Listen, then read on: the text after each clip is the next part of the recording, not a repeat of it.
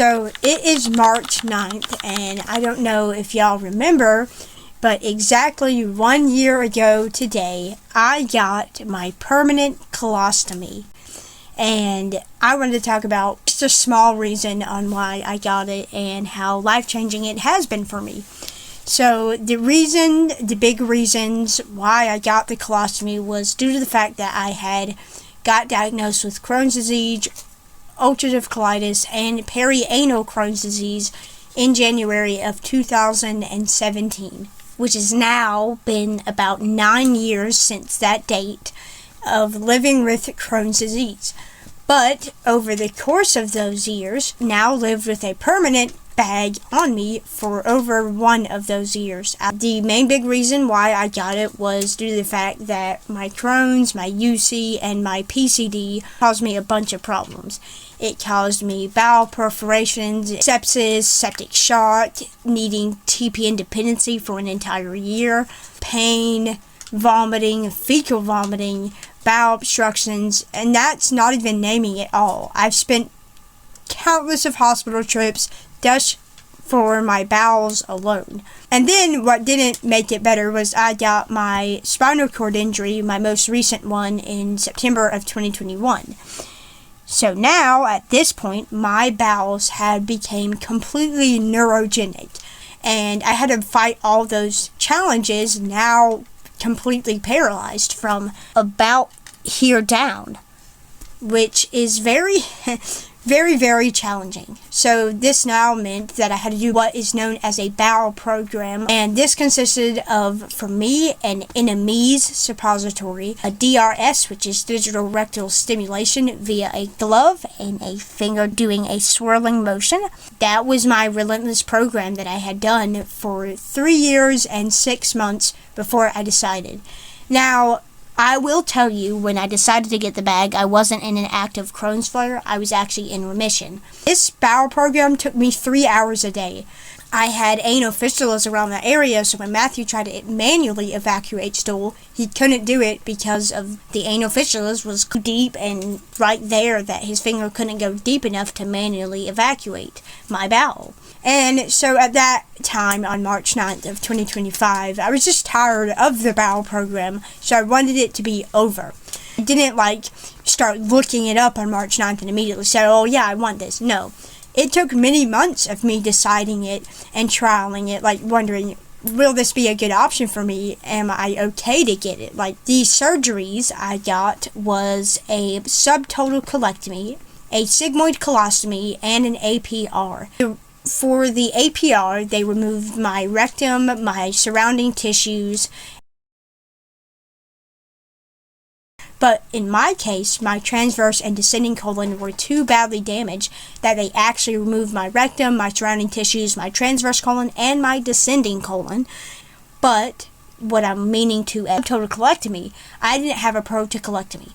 That would mean removing the entire colon. Now, I was very close to needing that and probably needing an ileostomy. So I would get what is known as a subtotal colectomy done with an APR and a sigmoid colostomy. APR was mostly to remove my rectum and anus without removing my entire colon. And the subtotal colectomy came in after that to remove the descending and transverse colon, and then the sigmoid colostomy, or just the colostomy, was done to bring the rest 5% of my colon through my abdominal wall and create what is known as a bud or a stoma. And this stoma little guy, or my bud, or what I like to call him, the no colon destroyer, which honestly, looking back now, I don't know why I named it that, because I do have parts of my colon. The part of my colon. All those 3 names, or my stoma, has been serving me well for the past year now. And for the recovery process of my stoma and my anal wound, that sounds so disturbing. My anal wound, basically my butt, and where the APR was performed, took about 8 months to heal. Not my actual colostomy. My stoma and things really took about a month-ish to heal, or 8 weeks. But the hardest part was my, what would be known as a Barbie butt technically, but I didn't have my colon fully removed. Most of it was removed. I had to sit on one of these. These are typically not really advised to use, but personally in my case they worked really well. The wound down there didn't split. I just had trouble with it closing, so that's why it took about 32 weeks-ish, I think, for it to heal and finally be good. A ton of weight shifts. I have fully recovered from that surgery about 4-ish months ago. That is my little stoma journey. The very, very, very shortened version. I am so very grateful for my stoma and the quality of life it's given me back. Being able to navigate it and not having to spend 3 hours of my day on just in the bathroom alone already with my complex care. And this is my little stoma. You can't tell, my little bag art says 1 year with confetti on it. My stoma has now finally hit 1 year old. Yay, stoma! Happy 1 year. It is 6:30 right now, and we have just woken up. I do want to preface the reason why we are doing this entire morning routine is because Doc's nurses aren't here. Cover Tuesday, Wednesday, Thursday, and Fridays, and we have to do Saturday, Sunday, and Mondays by ourselves. We honestly just have to do the care ourselves, which we're very grateful and happy that we have such amazing nurses for Doc who do it 4 days a week. The first medicine that was shown was this medication, that she needs to take that medication at 5:45 a.m. Doc has a bunch of pill medications because we just crush them up. So basically at 6:30 a.m. we do all the basics. We cath her, we empty her colostomy bag, we wash face and clear her eyes, and we change her gauze, and we decuff the balloon around her tracheostomy, and we suction. So the first thing would be cathing her. In this little black bag we have a catheter. Obviously this part will be private, but we will show you some of it. Slightly lift her leg, and she is catheterized. So while we cath her, we will empty her colostomy bag, which we already did.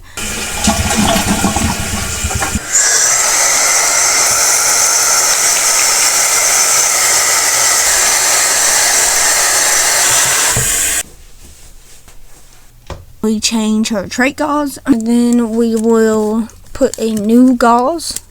So we will go ahead and do that off camera because, we have to decath her anyway, and it's just going to be a longer process. Changing her tracheostomy tube gauze and finishing her cath. Her trash bag.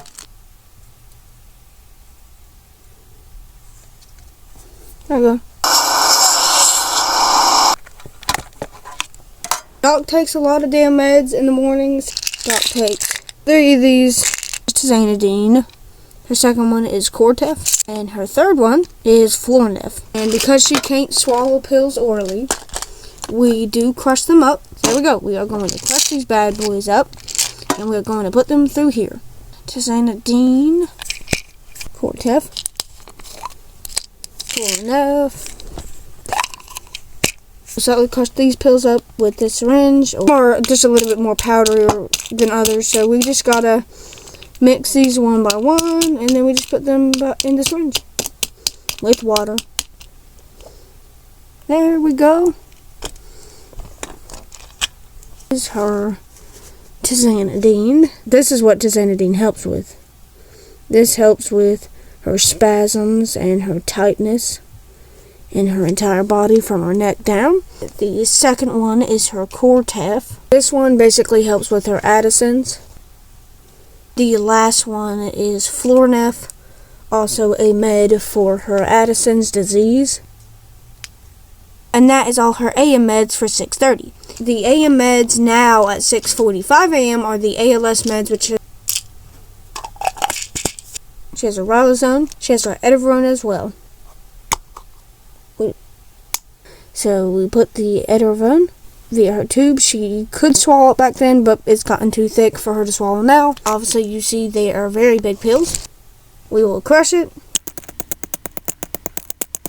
I'm doing a lot of this off camera because we don't have a lot of space in Doc's bedroom. There's not a lot of space, so I have to do it outside of her door. Once it is crushed, we use some water. We'll use plastic. And then we push this one as well through her tube.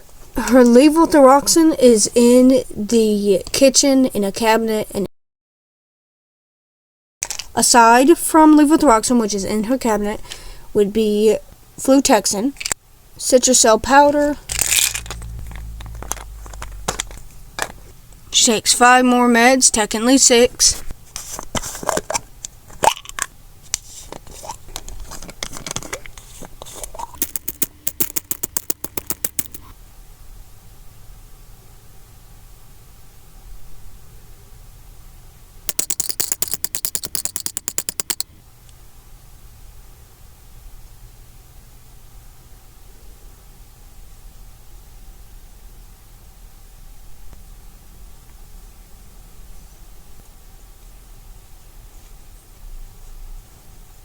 Get prepared, y'all.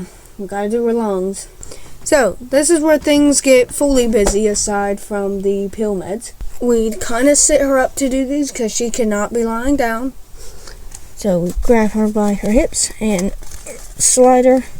She'll be very spastic during this. Before she nebulizes saline, she'll take her albuterol inhaler. She does have a trach adapter called an aerovent chamber where you can put an inhaler like that kind of on her adapter, and you can just puff it with the inspiratory breath that her ventilator takes. So I will not be showing y'all that, but I will show you priming it. So what you do is you shake the inhaler, and then basically you'd open the cap. The person receiving the inhaler orally would blow out all their air, seal their lips around this piece, and suck in the air, hold it in, and then slowly blow out. And then after, you just simply put the cap on. But in Doc's case, you would shake it, take off the cap, get her chamber re-released from its closed form, open the little tiny canister cap, put the inhaler face down like that, and puff when the inspiratory breath actually takes in. You can pause her inspiratory breath or time it so it can actually be inhaled instead of going straight just down her expiratory tube, so it doesn't just get immediately exhaled. After she does that, she'll take her Symbicort inhaler, which almost looks sort of like this. So we give that, and we give it through her aerovent chamber, which basically would work kind of sort of like a spacer, just not on her mouth or her trach. It is part in line. So in line meaning it is part of the ventilator, so that way we do not have to take off her ventilator circuit. So yeah, that is how we give her albuterol and Symbicort, basically. And let's actually do that now. She has a few different nibs, but this is her first nib that she takes. So we kind of just put the mask on her after we put the little capsule in. So we get the mask on, and then we just start her session. So Doc is on her saline nebulizer as of currently, after taking her albuterol inhaler and her Symbicort inhaler. We are done with Doc's saline neb, and then we move on to her Pulmozyme nebulizer. So next, Doc gets started on her Pulmozyme. After Doc gets done with this nebulizer, which she is done now, I'll put her on her vest now.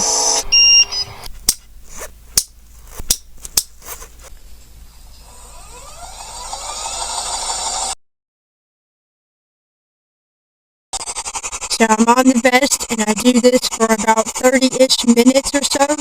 So I'm just on my vest chilling. I do vest every day, pretty much twice or once a day when I'm okay. I'm not sick.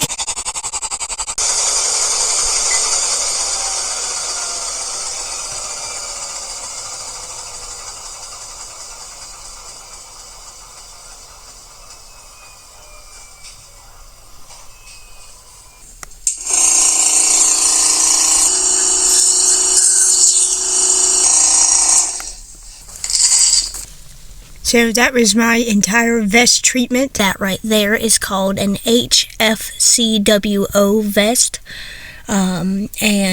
or a chest percussion vest, and I do that because my lungies need compression, or I need my chest shaken by this machine. Let the mucus detach from my airway walls. Next on the agenda, we do cough assist.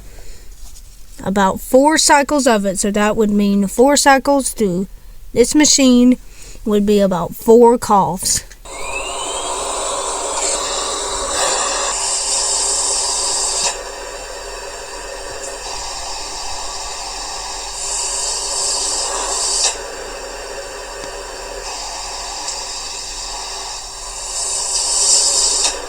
One more.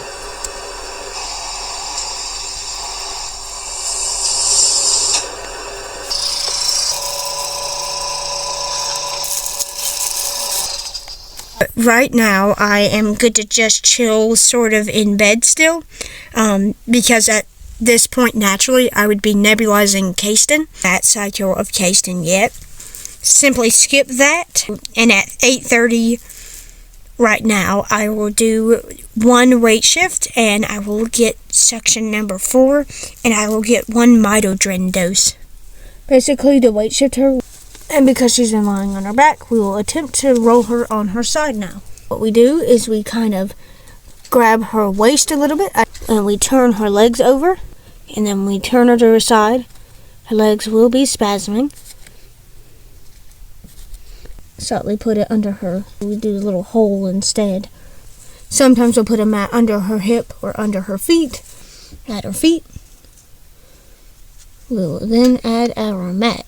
Mat at her feet, this on her side, and a neck pillow. Oh, you're slumping.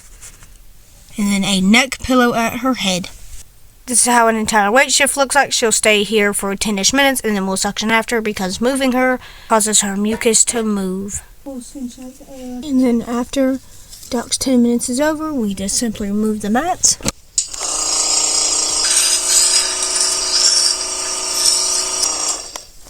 After we get done suctioning her, a dose of mitodrin.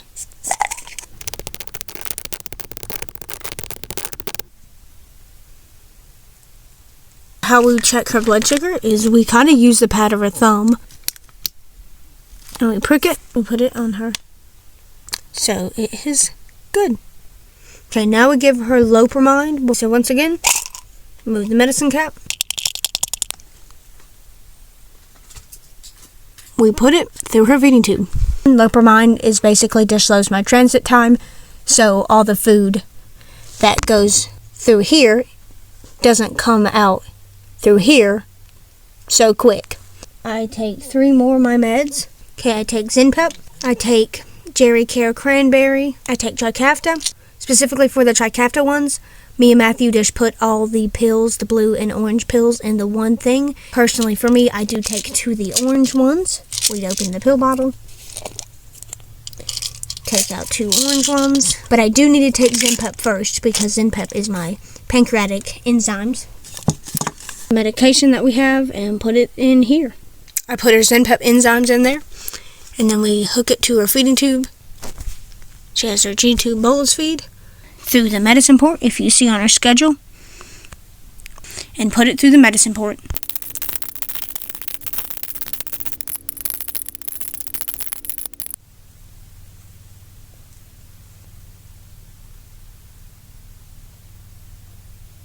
And then after that, she just gets started on her feed. So when Doc is done with her feed, we will disconnect it. It is Aquadex, Omeprazole, Gabapentin. And this is post-feed, so she's done with her feed. Stuff it through her medicine port. This one we use over 20 times a day. But then we suck it up. Stuff it through the medical port. And we give her more medicine. And it basically just hangs down. That's for her overnight setup. I won't really show you this, but she just gets her nasal feeding tube changed. Her feeding tube being pulled out and then just reinserted. It is now 10:30, so we have to catheter again. We get a catheter out.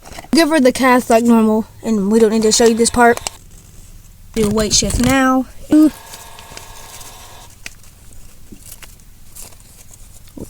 Her legs lay on this mat, and she lays there.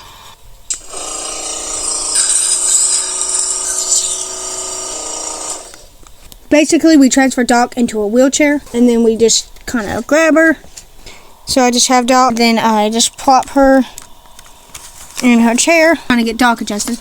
And then we basically just throw on her other chest straps that's in her chair, and then I kind of scoot her up a little bit. We will turn on her joystick, place it in her lap. Then I grab her button. Okay, so what I do is this is going to be loud. I unbuckle her leg strap, then I put it together.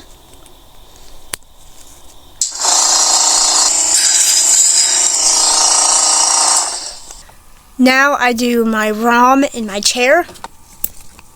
Okay, and then from this point on, after he gets my leg straps off, he'll just slightly roll my legs, doing my range of motion, so that way my knee is still able to bend my legs. He'll just slightly lift my hips, slightly turn them inward a little bit. So yeah, that's basically the gist of my ROM. After I finished my ROM, so we give Doc her medicine. Once again, we just open this up.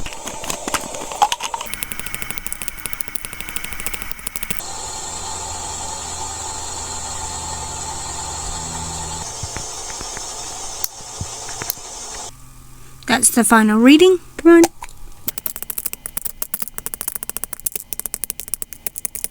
My lovely dandy medicine port that gets injected several times a day. I do a weight shift in my chair independently.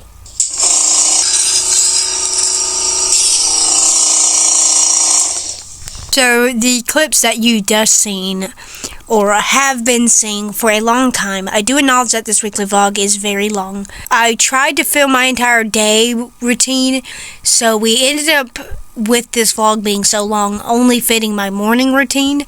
So I done my morning routine in this vlog, which went from 5:45 a.m. technically to 12:30, because my routines are simply far too long, and I've ran out of storage so many times today. I've filmed for hours. I've edited for 6-ish hours today. Filming everything is exhausting. Doing the routine necessarily, because of my amazing nurses and my amazing husband and my wife, is not exhausting. This weekly vlog contains my morning routine from 5:45 a.m. to 1 p.m. The next weekly vlog will contain my evening routine from 1 p.m.